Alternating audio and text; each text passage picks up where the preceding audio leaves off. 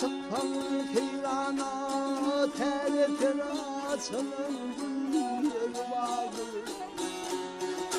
Güneyli taşkınlarım nedir yâli kavahirin kendini vardır.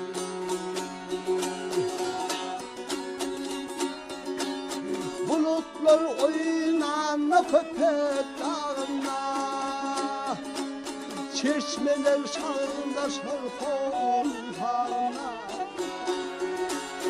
Atma nağra çekip yağmur yağana, bol bol olup akyar diyorlar.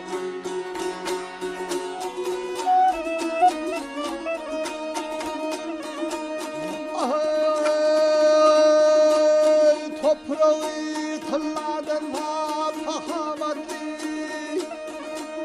halal ekmetinin mi vefaları,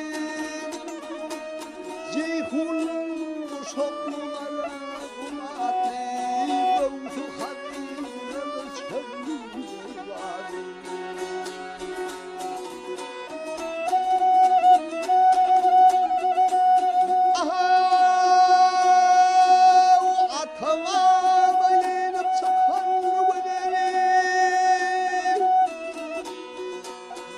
Kolde ceyhuna düşer nagari,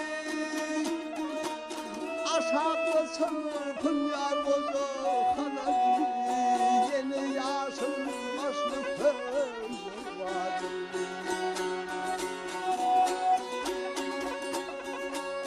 Yerine kan bollu bir kenu bir zan, bir hukukunda tayar bollu aşılar.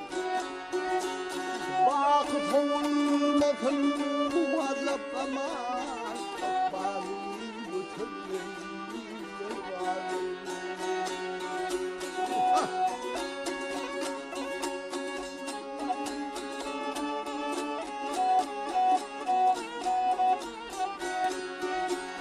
Vakıf olmasın